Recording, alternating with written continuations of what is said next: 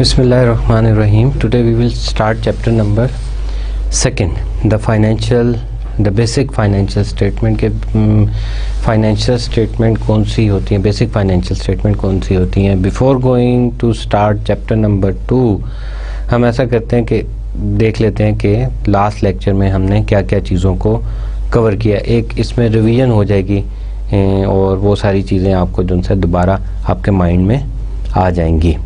और I hope कि जो है चैप्टर नंबर 1 आपने जो है थारोली जो है वो स्टडी कर लिया होगा.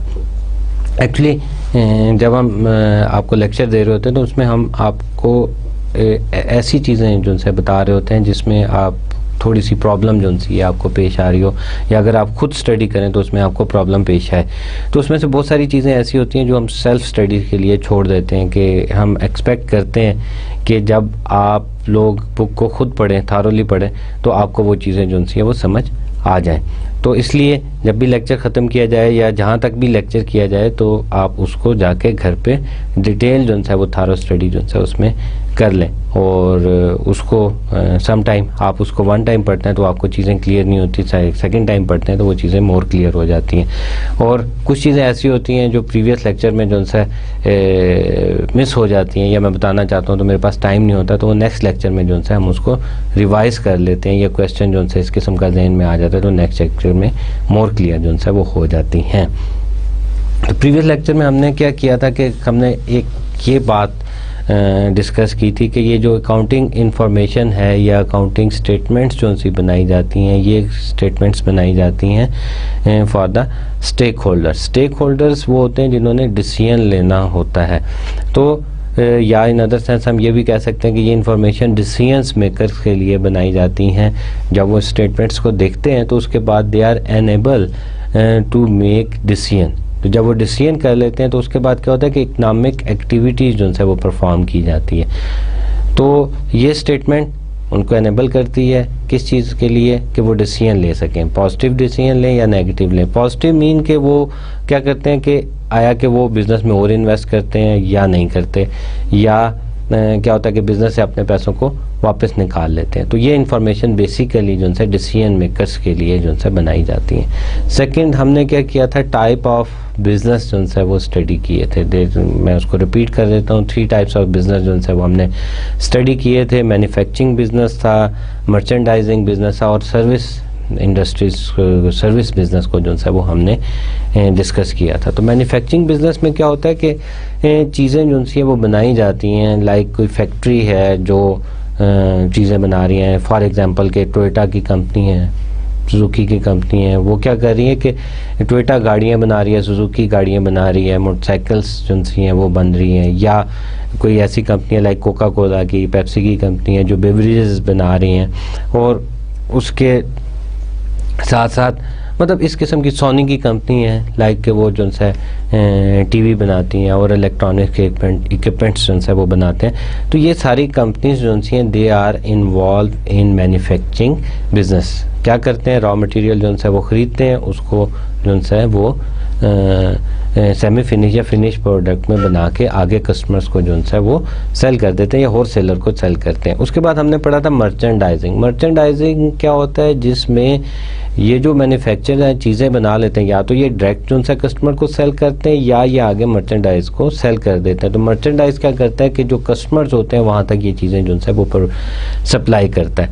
अब मर्चेंडाइज जो है वो क्या करता है, सिर्फ फैक्ट्री से चीज़ों को लेता है, एक जगह पे उसको इकट्ठा कर देता है, इकट्ठा करने के बाद आगे कस्टमर को वो सेल कर देता है. इसकी मैंने एक आपको बहुत बड़ी अच्छी एग्जांपल दी थी, मेट्रो स्टोर जो है पाकिस्तान में, that is the good example. बाहर के मुल्कों में क्या वॉलमार्ट जो है, अब मेट्रो क्या करता है कि ये फैक्ट्री से डायरेक्ट चीज़ें जो है वो उठाता है और उस पर कस्टमर्स को डिस्काउंट दे के आगे जो है वो सेल कर देता है.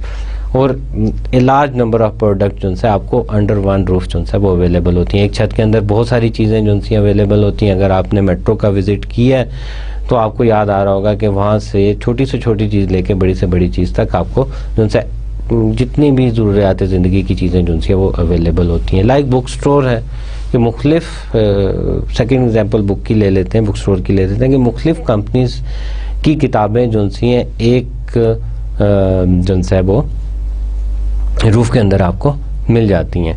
और अमेज़ॉन बुक स्टोर जो है वो काफ़ी मशहूर जो है, उसमें आपको जो है मुख्तलिफ जो हैं बुक्स जो है आपको मिल जाएंगी। कुछ टॉयज़ की कंपनीज जो है वो काफ़ी मशहूर हैं, उसकी भी एग्जांपल दी थी आपको कि मुख्तलिफ कंपनीज़ के जो है वो टॉयज़ जो है आपको अंडर वन रूफ जो है वो मिल जाते हैं ऑन स्पेशल प्राइस। थर्ड हमने डिस्कस किया था सर्विस जो है वो इंडस्ट्रीज़ को, कि सर्विसेज ऐसी प्रोवाइड की जाती हैं जिसमें आपको जो है कुछ कंपनीज ऐसी होती हैं जो सर्विसेज का बिज़नेस जो है वो परफॉर्म करती हैं, लाइक के डिज़नी जो है, डिज़नीलैंड जो है, that is the good example कि जो आपको सर्विसेज प्रोवाइड करते हैं।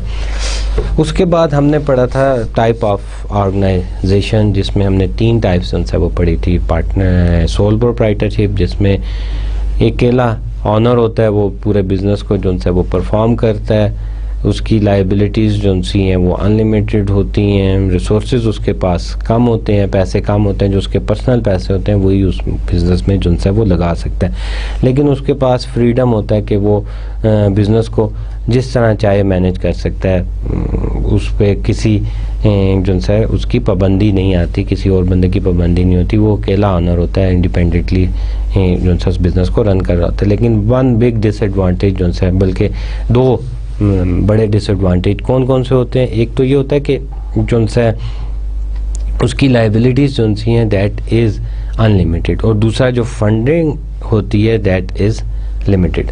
तो सेकंड हमने पढ़ा था जो है type of the organization that is partnership. तो पार्टनरशिप में क्या होता है कि जब एक बंदा सोचता है कि उसके पास पैसे थोड़े हैं, लाइबिलिटीज़ जो सी अनलिमिटेड हैं, रिसोर्सेज जो हैं वो लिमिटेड हैं, तो वो क्या करता है कि अपने किसी दोस्त को या किसी शख्स को पार्टनर जो है अपने बिज़नेस में बना लेता है। अगर वो एक चीज़ में एक्सपर्ट है तो वो दूसरी चीज़ में जिसमें वो लैक कर रहा होगा, तो उसको जो अपने अंदर वो कमी महसूस करता है, तो वो क्या करता है कि उस चीज़ के स्पेशल बंदे को अपने बिज़नेस में जो है वो शामिल कर लेता है। तो अब क्या होता है कि वो भी पैसे डाल देता है और ये भी पैसे डाल देता है, then the owner is more than 2%, तो तब बिज़नेस जो सा किया जाता है। तो यहाँ पे क्या एक जो डिसएडवांटेज है वो थोड़ा सा एलिमिनेट हो जाता है कि पैसे जो से हैं वो थोड़े से इंक्रीज़ हो जाते हैं, पहले पैसे कम होते हैं, अब पैसे जो से वो इंक्रीज़ हो जाते हैं, लेकिन लाइबिलिटी जो है अगेन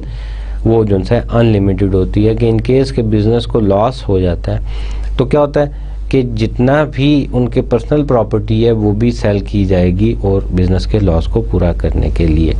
तो थर्ड टाइप ऑफ जो है ऑर्गेनाइजेशन वो हमने पढ़ी थी कॉरपोरेशन। तो कॉरपोरेशन में क्या होता है कि लाइबिलिटीज़ जो सी हैं they are limited up to the amount the owner invested into the business, कि बिज़नेस में जितने भी अमाउंट जो उनसे इन्वेस्ट की होगी उतना ही जो है उनकी लाइबिलिटीज़ होगी। अब यहाँ पे ये होता है कि स्पेशलिटी जो है वो आ जाती है, क्या मुख्तलिफ लोग जो है वो इस बिज़नेस में इकट्ठे हो जाते हैं। अगर एक मार्केटिंग का है तो उसकी मार्केटिंग की स्पेशलिटी होती है, अगर एक फाइनेंस का है तो फाइनेंस को लुक आफ्टर कर लेता है, अगर एक एडमिनिस्ट्रेशन का है तो वो एडमिनिस्ट्रेशन को लुक आफ्टर कर लेता है। तो बिज़नेस में एक स्पेशल जो है वो क्वालिटी आ जाती है, जिसकी वजह से क्या होता है कि बिज़नेस जो है वो ज़्यादा प्रॉफिट अर्न करने के चांसेस में चला जाता है। उसके बाद हमने क्या किया था कि बिज़नेस में स्टेक होल्डर्स के बारे में पढ़ा था कि स्टेक होल्डर्स जो से वो कौन से होते हैं। तो स्टेक होल्डर्स को हमने लास्ट लेक्चर में भी डिफ़ाइन किया था कि स्टेक होल्डर्स वो होते हैं जिनका बिज़नेस में इंटरेस्ट होता है कि बिज़नेस की एक्टिविटीज़ से क्या प्रॉफिट हो रहा है या क्या लॉस हो रहा है। तो हमने 2 टाइप्स के जो है वो स्टेक होल्डर्स पढ़े थे, इंटरनल और एक्सटर्नल। तो इंटरनल में हमने पढ़ा था that is the owner of the business, और उसके बाद हमने पढ़ा था कि मैनेजर्स होते हैं, and third one is the employ. Owner इसलिए इंटरेस्टेड होता है बिज़नेस की मतलब एक्टिविटीज़ में, इंफॉर्मेशन में, या उसको स्टेक होल्डर इसलिए कहा जाता है कि उसने पैसे इन्वेस्ट किए होते हैं। दैट इज़ द पर्सन जो सबसे ज़्यादा उसमें इंटरेस्टेड होता है कि कितना प्रॉफिट हुआ, कितना लॉस हुआ, या बिज़नेस की एक्टिविटीज़ क्या हो रही हैं। मैनेजर इसलिए इंटरेस्टेड होते हैं कि उनकी जो भी एक्टिविटीज़ होती हैं पॉजिटिव या नेगेटिव, उसकी वजह से आगे कैश फ्लो जो है वो जनरेट हो रहा होता है। और एम्प्लॉय इसलिए इंटरेस्टेड होते हैं कि उनकी जो एनुअल इंक्रीमेंट है, एनुअल अप्रेजल है, that depend upons the their activities. और उस एक्टिविटीज़ को मेजर करने के लिए कि मतलब जो भी उन्होंने एक साल के अंदर परफॉर्मेंस की थी और उससे उस परफॉर्मेंस को मेजर करने के लिए आया कि वो परफॉर्मेंस अच्छी है या बुरी है, तो वो बिज़नेस एक्टिविटीज़ उनकी परफॉर्मेंस को मेजर करने के लिए सपोर्ट करती है। और उसके अगेंस्ट जो एम्प्लॉई हैं वो एक्सपेक्ट कर रहे होते हैं कि जी हमें कोई प्रॉफिट मिल जाएगा, हमें कोई बोनस मिल जाएगा, हमें हमारी सैलरी वो इंक्रीज़ हो जाएंगी। तो these three his categories are in the internal categories of the stakeholders। तो उसके बाद हमारे पास आ जाते हैं कि एक्सटर्नल में हमने कहा जी कस्टमर्स, फिर हमने कहा क्रेडिटर्स, और उसके बाद हमने कहा कि जो गवर्नमेंट्स है वो भी इसमें इन्वॉल्व होती है। तो कस्टमर वो भी इन्वॉल्व होता है कि ये प्रोडक्ट है वो कौन सी बना रहे हैं, आया कि वो प्रोडक्ट वो इंटरनेशनल स्टैंडर्ड्स को पूरा करती है, इन्वायरमेंट वो उसको तो नहीं ख़राब कर रही, और उसमें कोई ऐसा मटेरियल तो नहीं शामिल जो हमारी सेहत के लिए वो हार्मफुल हो। सपोज एक कंपनी है वो मिल्क पाउडर बनाती है, तो उसमें कोई ऐसा केमिकल या ऐसी चीज़ तो नहीं शामिल कि जो फ्यूचर में हमारे बच्चों के लिए या हमारे लिए वो किसी बीमारी का बायस बने। तो वो इन्फॉर्मेशन है वो भी कंपनी की इन्फॉर्मेशन के लिए वो इंटरेस्टेड होते हैं। तो स्टेक होल्डर्स मतलब कहने का मतलब ये है कि स्टेक होल्डर्स हर किस्म की इंफॉर्मेशन वो कंपनी से रिलेट करते हैं, लेकिन होता यूँ है कि इनमें से मुख्तलिफ स्टेक होल्डर्स को मुख्तलिफ इंफॉर्मेशन वो रिक्वायर होती हैं। सब स्टेक होल्डर्स को एक इन्फॉर्मेशन वो नहीं requirement, it depend upon the nature of that stakeholders. उसके बाद हमने पढ़ा था क्रेडिटर्स वो लोग होते हैं जो बिज़नेस में पैसे इन्वेस्ट करते हैं अदर देन द ऑनर्स। ठीक है कि कंपनी बन गई, कंपनी ने पैसे इकट्ठे कर लिए, शेयर वो होल्डर्स शेयर मतलब शेयर्स भी इशू कर दिए, उसके अलावा भी पैसों की ज़रूरत पड़ी, या वो लोग जो कंपनी को चीज़ें उधार पे देते हैं या चीज़ें दे दी, पैसे वो बाद में ले लेते हैं, तो वो लोग भी वो इंटरेस्टेड होते हैं कंपनी की इंफॉर्मेशन के लिए। और उसके बाद at the end the government इसलिए इंटरेस्टेड होती है कि गवर्नमेंट ने लास्ट टाइम भी लेक्चर में हमने डिटेल से डिस्कस किया था कि गवर्नमेंट का जो रेवेन्यू है that is generated by the taxes. जितना भी टैक्स होता है हमारे मुल्क में वो that is the revenue of government. Suppose अगर हम एक पेन वो बाय करते हैं तो इस पेन पे वो दिस इज़ 25 रुपीज़, तो इस पेन को ख़रीदने में अगर वो हमें 2 रुपीज़ टैक्स दे रहे हैं तो that 2 rupees is the revenue of government.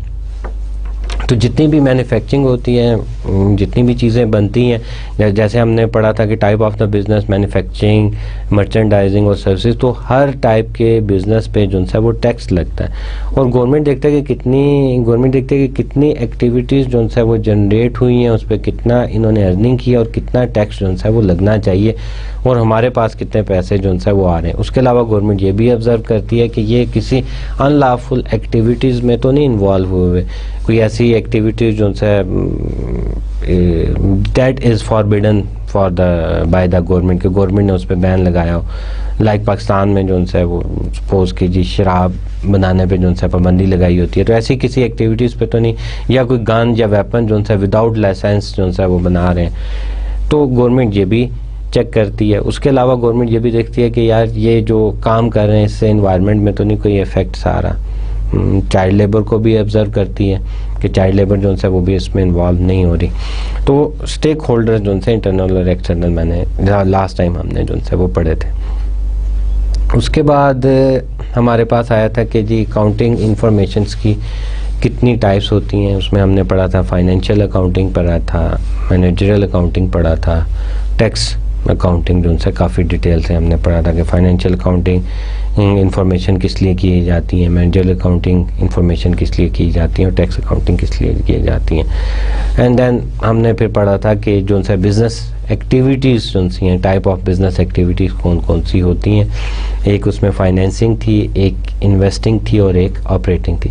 तो फाइनेंसिंग एक्टिविटीज़ वो होती हैं जिसमें हम लोगों से पैसे वो हायर करते हैं, लोगों से पैसे वो लेते हैं, फाइनेंसिंग लेते हैं, ऑनर से लेते हैं, क्रेडिटर से लेते हैं। तो जब पैसे लिए जाते हैं तो उसको हम कहते हैं, उस एक्टिविटीज़ को क्या कहते हैं, फाइनेंसिंग एक्टिविटीज़ कहा जाता है। इन्वेस्टिंग एक्टिविटीज़ वो होती है कि जब हमने लोगों से पैसे ले लिए हैं, अब उन पैसों को जो उनसे इन्वेस्ट करना है, एसेट्स परचेज़ करने हैं, लैंड परचेज़ करनी है, इक्विपमेंट्स परचेज़ करना है। तो जब हम वो चीज़ें परचेज़ करते हैं उन पैसों से, तो उसको हम कहते हैं इन्वेस्टिंग एक्टिविटीज़। और उसके बाद हमारे पास आ जाती है third is the operating activity. तो ऑपरेटिंग एक्टिविटीज़ क्या होती है कि डे टू डे एक्सपेंस जितने भी किए जाते हैं उसको हम ऑपरेटिंग एक्टिविटीज़ में काउंट फॉर करते हैं। लाइक के आपने सैलरीज दे दी, आपने जो है फ्यूल जो है गाड़ी का ख़रीद लिया, वो आ गया, आपने वेजेस जो हैं वो दी वर्कर्स को, और so on day to day expenses, raw material जो है वो ख़रीद लिया। ये सारे जो है ऑपरेटिंग एक्सपेंसेस में एडमिनिस्ट्रेशन के एक्सपेंसेस आ जाते हैं, सिक्योरिटी के एक्सपेंसेस आ जाते हैं। ये सारे जितने भी एक्सपेंसेस जो हैं they are come into operating expenses. उसके बाद एट द एंड हमने थोड़ा सा टच दिया था the types of the financial statement. 4 types पढ़ी थी। स्टेटमेंट ऑफ अर्निंग पढ़ा था, या इनकम स्टेटमेंट जिसको कहते हैं। स्टेटमेंट ऑफ मतलब जिसमें हमारे पास रेवेन्यू और एक्सपेंसेस जो है वो लिखे जाते हैं। फिर स्टेटमेंट ऑफ रिटेन अर्निंग के जो भी प्रॉफिट या लॉस अर्न किया गया है उसको एज ए सेपरेट ऑनर के पोर्शन में शो किया जाता है। Then the balance sheet, balance sheet जो है एसेट और लाइबिलिटीज़ के बारे में थोड़ा सा हमने पढ़ा था। उसके बाद हमने पढ़ा था कैश फ्लो स्टेटमेंट कि कैश कितना इन हो रहा है और कितना आउट हो रहा है for a specific period of time. Now come to the lecture number 2 कि आज हमने क्या पढ़ना है, the conceptual framework of the accounting के अकाउंटिंग में हमने क्या क्या चीज़ों को शामिल करना है। एक उसका कॉन्सेप्ट बनाएंगे, एक फ्रेमवर्क बनाएंगे कि उसमें कौन कौन सी चीज़ें आएंगी, कहाँ आएंगी, कैसे आएंगी, और वो क्या क्या चीज़ें जो सी होती हैं। What to present in the financial statement के फाइनेंशियल स्टेटमेंट में किन चीज़ों को शामिल किया जाता है, कौन कौन सी ऐसी इकोनॉमिक एक्टिविटीज़ हैं जिनको हम फाइनेंशियल स्टेटमेंट में शामिल करेंगे। Decision about the alternative way of reporting the economic event के जितने भी इकोनॉमिक इवेंट है, पहले मैंने आपको बताया था कि इकोनॉमिक एक्टिविटीज़ जो सी हैं वो शामिल की जाएंगी। अब जितने भी इकोनॉमिक एक्टिविटीज़ हुई हैं, इवेंट हुए हैं, उनको किस तरह और अल्टरनेटिव वेव जो हैं वो क्या क्या होंगे, किस किस जगह पे उनको प्रेजेंट किया जाएगा। और उसके बाद जो है the selection of appropriate way to communicate this information कि इस इंफॉर्मेशन को कैसे कम्युनिकेट और रिप्रेजेंट किया जाएगा इन सच अ वे कि जो डिसीजन मेकर है उनके लिए वो इंफॉर्मेशन जो है वो यूज़फुल हो। कंसेप्चुअल फ्रेमवर्क को हम जो है 4 मेन सेक्शन में जो है वो डिवाइड कर लेंगे। The objective of the financial reporting के फाइनेंशियल रिपोर्टिंग के क्या ऑब्जेक्टिव होते हैं, qualitative characteristics of accounting information के उसके क्वालिटेटिव मतलब क्या क्वालिटीज़ होती हैं अकाउंटिंग इंफॉर्मेशन की, elements of the financial statements उसके क्या क्या एलिमेंट्स हैं, recognition and the measurement criteria. तो first of all the objective of the financial reporting to provide information that is useful to individual who are making investment and the credit decision। Previous lecture में भी हमने ये काफ़ी detail से पढ़ा था कि जो भी हम फाइनेंशियल स्टेटमेंट बनाते हैं, एक तो 2 लोग जो say that are the more interested are the stakeholder. एक तो वो होते हैं जिन लोगों ने पैसे इन्वेस्ट किए होते हैं। तो इन्वेस्टमेंट किसकी होती है, they are the owners, owner ने इन्वेस्टमेंट की होती है उसमें। तो ऑनर जो है वो इंटरेस्टेड होते हैं उसमें, उन्होंने डिसीजन लेने होते हैं फ्यूचर के बारे में। और उसके साथ क्रेडिटर्स एंड द ऑनर तो वो लोग हो गए जो इन्वेस्टर्स हैं, और क्रेडिटर्स वो लोग हो गए जिन्होंने बाद में कंपनी को लोन दिया हुआ है। अब वो लोग देखते हैं कि जो भी आपकी ऑपरेटिंग एक्टिविटी थी या बाकी जितनी भी एक्टिविटीज थी उसके बाद कितना फंड जो है वो जनरेट हुआ है, या जो भी कंपनी बिजनेस कर रही है वो कितना अर्निंग क्या कर रही है। आया कि जो इस कंपनी में हम इन्वेस्ट करेंगे या इस कंपनी को हम पैसे देंगे तो इसके रिटर्न में हमें साल बाद कुछ पैसे मिलेंगे भी या नहीं मिलेंगे। तो फर्स्ट जो ऑब्जेक्टिव होता है फाइनेंशियल रिपोर्टिंग का वो ये होता है कि जो भी फाइनेंशियल स्टेटमेंट आप बना रहे हैं वो इन सच अ वे बनाएं that provide the full information to the decision maker. वो आपने जिनसे एक प्रॉपर स्टैंडर्ड्स पे बना ली। उसके बाद क्या हुआ कि जी जो क्रेडिटर्स हैं और इन्वेस्टर हैं उन्होंने उस स्टेटमेंट को देखा और उसके बाद इन्होंने फ्यूचर का जो है वो डिसीजन ले लिया कि आया कि अपनी इन्वेस्टमेंट को कंटिन्यू रखें या विड्रॉ कर लें या वट एवर। तो फर्स्ट जो सा ऑब्जेक्टिव ऑफ द फाइनेंशियल ये होता है कि वो उस इंफॉर्मेशन को इन सच अ वे प्रेजेंट किया जाए कि क्रेडिटर्स और इन्वेस्टर जो है वो डिसीजन ले सकें। क्वालिटेटिव करेक्टरिस्टिक्स में ये आता है कि information should be qualitative characteristics, उसमें क्वालिटेटिव करेक्टरिस्टिक्स जो से वो होने चाहिए। वो कौन कौन से होते हैं? रेलेवेंस है, फेथफुल रिप्रेजेंटेशन है, कंपेरेबिलिटी है और अंडरस्टैंडेबिलिटी है। तो रेलेवेंस में जब हम जाते हैं तो उसमें हम किस चीज़ की बात करते हैं? Information is relevant if it makes a difference in decision, it is said to have predict value, feedback value and timelines, कि जो भी इंफॉर्मेशन दी जा रही है वो रेलेवेंस होनी चाहिए, उसी बिज़नेस के से रिलेटेड होनी चाहिए, उसका ताल्लुक किसी और उससे नहीं होना चाहिए। और दैट टाइमलाइन को जो है वो कंसिडर जो है वो करना है कि क्रेडिटर्स टाइमलाइन भी जो है उसमें शामिल होनी चाहिए। डिले जो है वो नहीं होना चाहिए कि सपोज एक statement at the end of month जो है वो बनती है तो 30 या 31 को क्लोजिंग होगी तो विद इन 1 और 2 डेज जो है वो स्टेटमेंट बन के डिसीजन मेकर्स के पास जो है वो पे पहुंच जानी चाहिए। फेथफुल रिप्रेजेंटेशंस में ये आता है कि जो भी आप स्टेटमेंट जो है अकाउंटिंग इंफॉर्मेशन जो है वो बता रहे हैं वो वेरीफाइबल हो, न्यूट्रल हो और कंप्लीट हो, उसमें किसी किस्म की जो है वो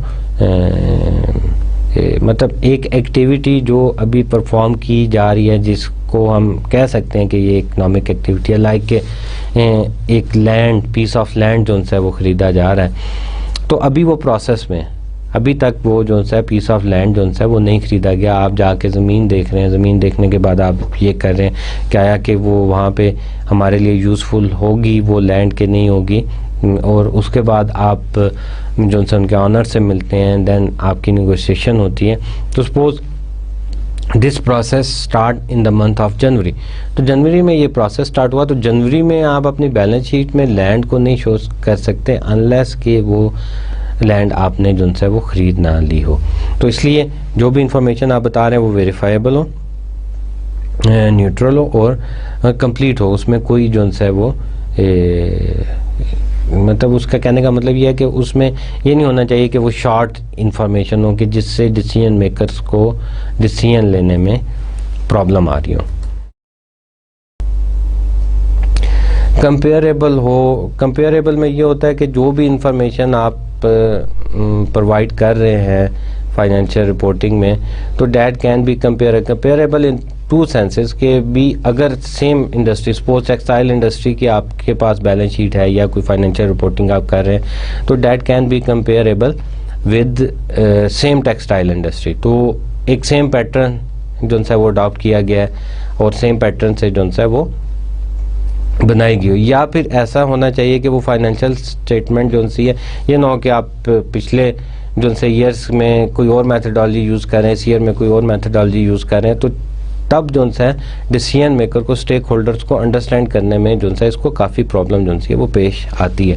तो डैट कैन बी कंपेरेबल, अगर 1-2 साल की परफॉर्मेंस को कंपेयर करना हो तो that is easily comparable. Understandability उसमें होनी चाहिए कि एक एवरेज यूज़र जो है वो अंडरस्टैंड उसको कर सके, मोस्ट कॉम्प्लिकेटेड ना हो।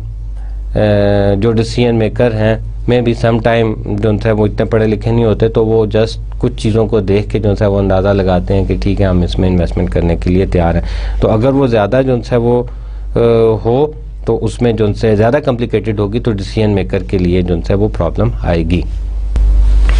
एलिमेंट ऑफ फाइनेंशियल स्टेटमेंट्स के, फाइनेंशियल स्टेटमेंट में कौन कौन सी चीज़ें जो हैं वो शामिल होती हैं? Number 1 the assets, number 2 liabilities, number 3 equity, number 4 revenue and number 5 is the expenses. Recognition and measurement criteria, accountant को इस चीज़ की ज़रूरत होती है कि जो भी इकनॉमिक एक्टिविटी जो है परफॉर्म हुई है उसको कहाँ पे जो है वो रिकॉर्ड किया जाए और उसको किस तरह मेजर किया जाए। तो उसके लिए उसको ज़रूरत होती है अजम्पशंस की, प्रिंसिपल की और कंस्ट्रेंट की जो है वो ज़रूरत होती है। तो assumptions में हमारे पास क्या आता है, that is the monetary unit, economic entity, time period and going concern, और इसको हम डिटेल से वन बाय वन करके जो है वो डिस्कस करते हैं। मॉनेटरी यूनिट अजम्पशन में क्या होता है, only those things that can be express in terms of money should be included in the accounting record. तो ऐसी चीज़ों को जो है वो रिकॉर्ड किया जाता है जिसमें मनी जो है वो इन्वॉल्व हो at present or in future. आपने कोई चीज़ जो है वो ख़रीद ली है और अभी पैसे नहीं दिए, तो उसको जो है उसको भी अकाउंटिंग रिकॉर्ड में रिकॉर्ड किया जाएगा। या आपने पैसे दे दिए हैं और कोई चीज़ जो है आपने फ्यूचर में जो है वो ख़रीदनी है, तो उसको भी रिकॉर्ड किया जाएगा। जिसमें भी पैसा इन्वॉल्व होगा उन तमाम एक्टिविटीज़ को जो है अकाउंटिंग इंफॉर्मेशन में, अकाउंटिंग रिकॉर्ड में रिकॉर्ड किया जाएगा।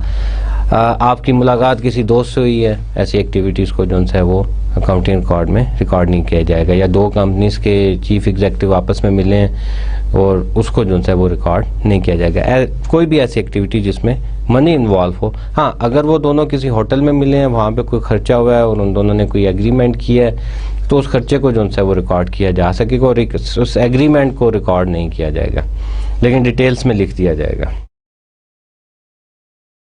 और उसमें ये भी एज्यूम किया जाता है कि जो भी मॉनेटरी यूनिट आप यूज़ कर रहे हैं, डॉलर यूज़ कर रहे हैं, पाउंड यूज़ कर रहे हैं, रुपीज़ यूज़ कर रहे हैं, वो स्टेबल हो, इन्फ्लेशन उस पर इतनी ज़्यादा अफेक्ट ना हो रही हो। उसके बाद हमारे पास आ जाते हैं economic entity. Every economic entity can be separately identify and accounted for. अब इसमें ये होता है कि हमने पहले भी पढ़ा था कि जो बिज़नेस होता है that is the separate entity, तो उसको हम सेपरेट जो सा चीज़ों को रिकॉर्ड करते हैं। ऐसा नहीं होता कि हम ये कहें कि जी जो सा भी उसके पर्सनल ऑनर के पर्सनल इस्तेमाल की चीज़ें वो भी हम बिज़नेस में जो है वो रिकॉर्ड कर लेंगे। बिज़नेस को एक सेपरेट एंटिटी कंसिडर किया जाता है और ऑनर की पर्सनल चीज़ों को सेपरेट एंटिटी जो है वो कंसिडर किया जाता है, वो उसमें शामिल नहीं होती। टाइम पीरियड अजम्पशंस जो सी है ये भी आ जाती हैं। The economic life of the business can be divided into artificial time period, के हम ये एज्यूम करते हैं कि जो बिज़नेस है वो एक लॉन्ग टाइम के लिए जो है वो कंटिन्यू जो है वो किया जाएगा। हम ये नहीं सोचते कि जी ये 5 साल के लिए, 10 साल के लिए। यूजली जो जितने भी बिज़नेस जो है वो स्टार्ट किए जाते हैं या कॉरपोरेशंस होती हैं, that is for long time, और that is the artificial time कि जी ये 10 साल, 15 साल, 20 साल या 100 साल के लिए चलेगा। गोइंग कंसर्न अजम्पशन भी इसी से रिलेटेड होती है। The business will continue operation in the foreseeable futures, और मतलब गोइंग कंसर्न ये है कि बिज़नेस जो है वो चलता रहेगा, उसको अभी हम जो है वो क्लोज नहीं कर रहे हैं अनलेस अनटिल के जो है उसका प्लान जो है वो नहीं बनता।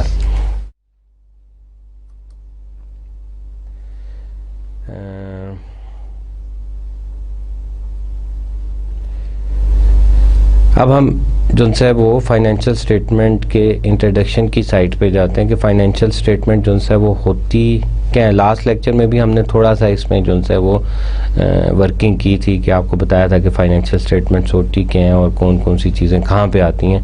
Company prepare in term financial statement and annual financial statement, कि कुछ कंपनीज ऐसी होती हैं जिनको हर महीने जो सा फाइनेंशियल स्टेटमेंट की ज़रूरत होती है, कुछ ऐसी होती हैं जो डेली बेसिस पे अपनी वर्किंग को जो है वो चेक करती हैं, और कुछ कंपनीज ऐसी होती हैं जिनको एनुअली जो है, एनुअली तो बाय लॉ जो है वो रिक्वायर है कि आपने at the end of financial year जो है अपनी सारी फाइनेंशियल पोजीशंस को शो करना है।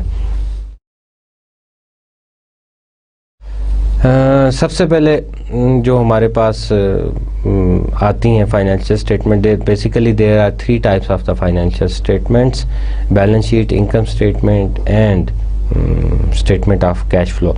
और इन सब चीज़ों को हम कंसिडर करेंगे एज ए कॉरपोरेशन, एक कॉरपोरेशन के हिसाब से। लास्ट टाइम हमने पढ़ा था कि 3 टाइप्स के जो है वो एंटिटीज़ होती हैं: सोल प्रोप्राइटरशिप, पार्टनरशिप और कॉरपोरेशन। तो हमारी जितनी भी अकाउंटिंग है वो बेस करती है कॉरपोरेशंस पे, और इसमें भी जहाँ ज़रूरत पड़ी तो हम आपको जो है ये भी बताएंगे कि अगर सोल प्रोप्राइटर हो तो वो कैसी चीज़ों को प्रिपेयर करेगा और अगर पार्टनरशिप हो तो उसको कैसे प्रिपेयर करेगा। बट मेन एम्फेसिस जो है हमारा वो इसी पे होगा। Let's start with balance sheet. Balance sheet जो है describe where the enterprises stand at a specific date.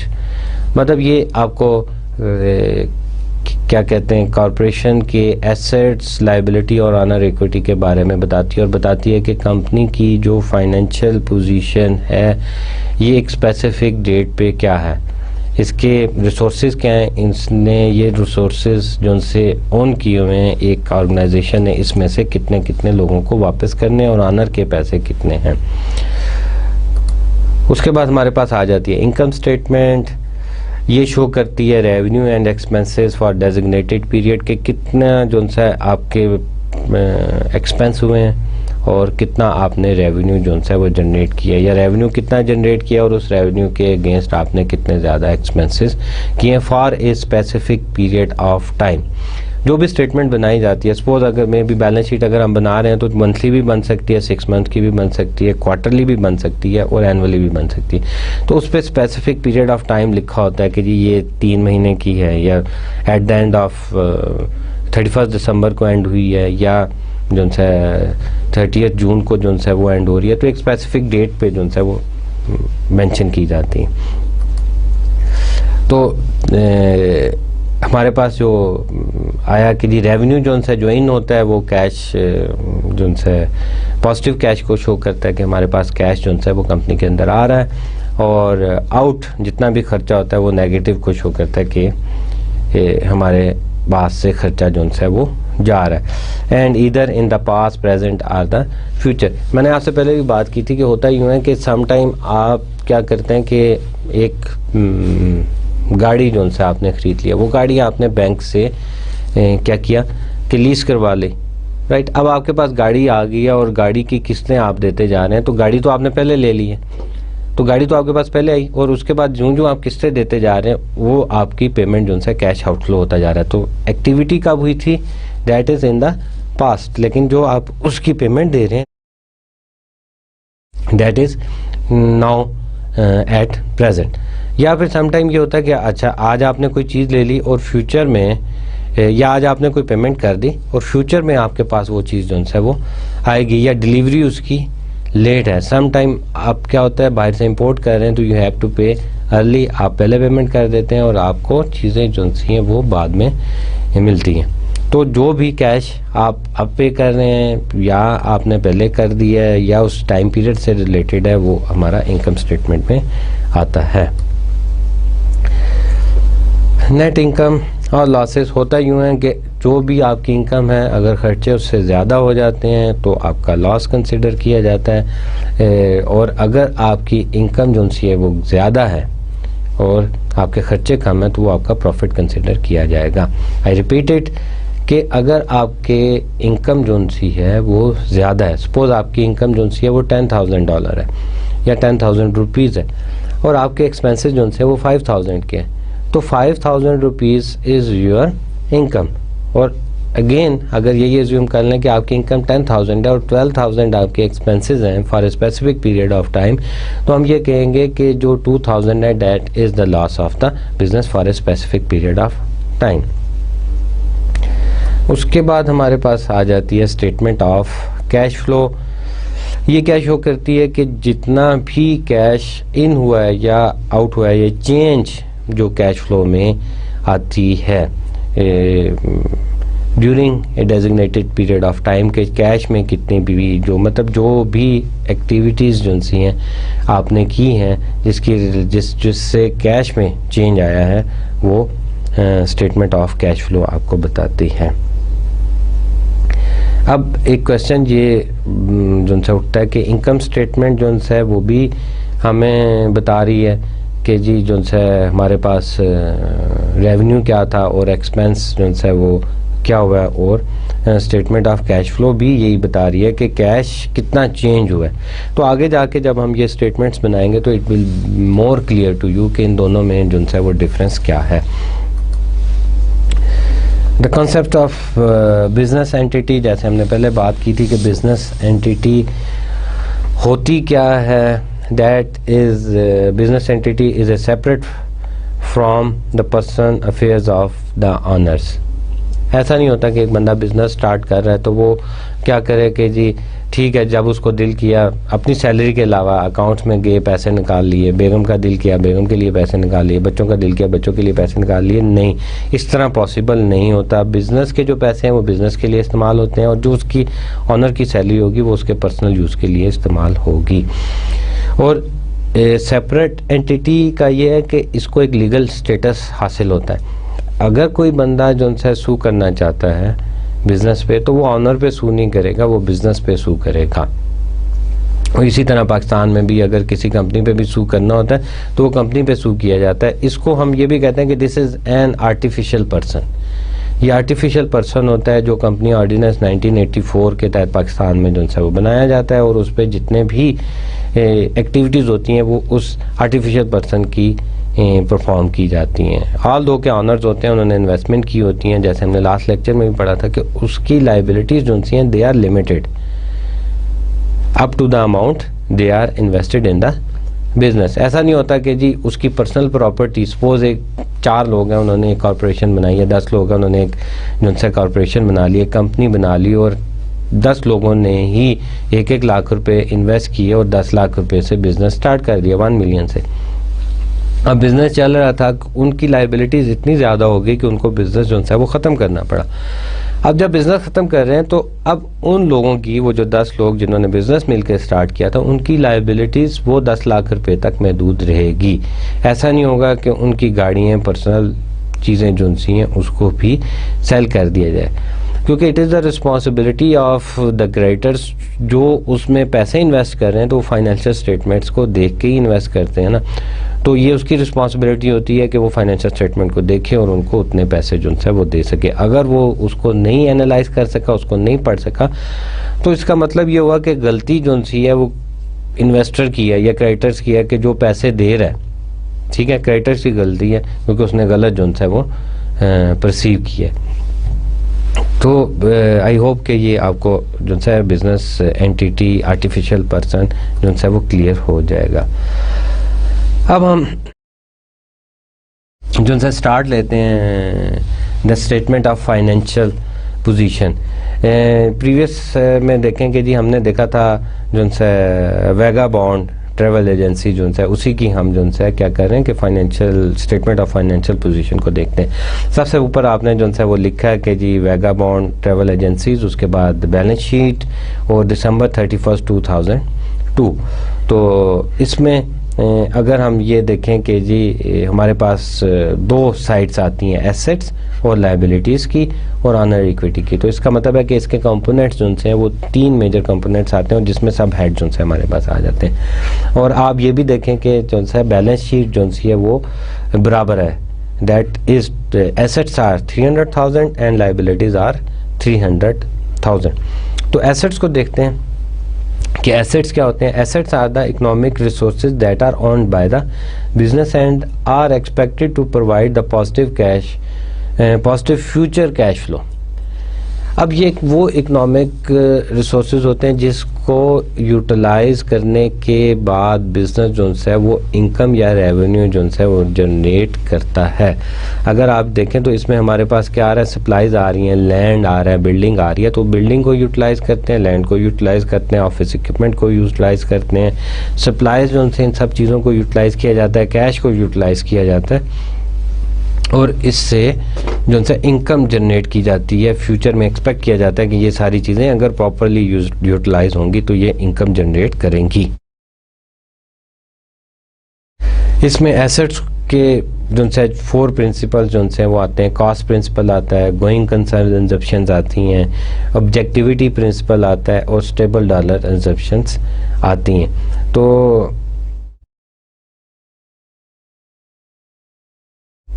These accounting principles support the cost as the basis for the asset valuation। के assets को किस तरह evaluate किया जाना चाहिए, तो ये 4 principles जो हैं उसको evaluate करने में help देते हैं। आगे जाके ये भी क्लियर हो जाएगा कि ये 4 प्रिंसिपल जो हैं वो किस तरह हेल्प्स करते हैं। तो अभी तो हम 1 बाय 1 करके जो है देखते हैं कि एसेट्स क्या हैं, लाइबिलिटीज़ क्या हैं और ऑनर इक्विटी क्या है। फिर डिटेल में आगे जाके इनको हम डिस्कस करेंगे। Liabilities are the debts that represent negative future cash flow for the enterprises. हमने बात की थी रिसोर्सेज की, और रिसोर्सेज बताया था कि वो हैं जो फ्यूचर में कैश फ्लो जो है वो जनरेट करते हैं। तो अब एक क्वेश्चन ये रेस होता है कि ये रिसोर्सेज आए कहाँ से। ये रिसोर्सेज जो है ये प्रोवाइड किए जाते हैं क्रेडिटर से और जो है इन्वेस्टर से या ऑनर से।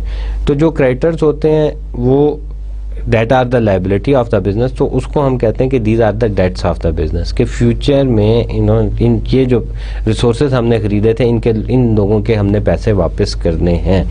तो जब फ्यूचर में वापस करेंगे तो हम ये कहते हैं कि these are the liabilities and these are the future cash outflows. अब इसमें ऑनर इक्विटी में change in the owner equity, owner investment जो है बिजनेस अर्निंग, जो भी ऑनर इन्वेस्टमेंट जो सी होती है, ऑनर जितने भी पैसे इन्वेस्ट करता है वो आपके जो है ऑनर इक्विटी को इंक्रीज़ करता है, और जितनी भी अर्निंग होती हैं बिजनेस में वो भी ऑनर इक्विटी को इंक्रीज़ करती हैं, because all the earnings are for owners, तो वो ऑनर्स की होती हैं। और जितनी भी पेमेंट्स की जाती हैं ऑनर्स को, और जितने भी बिजनेस के लॉसेस होते हैं वो नेगेटिव जो है वो फ्लो को शो करते हैं, दैट इज़ द नेगेटिव, कि वो बिजनेस से चले जाते हैं। Okay, this is the end of today session.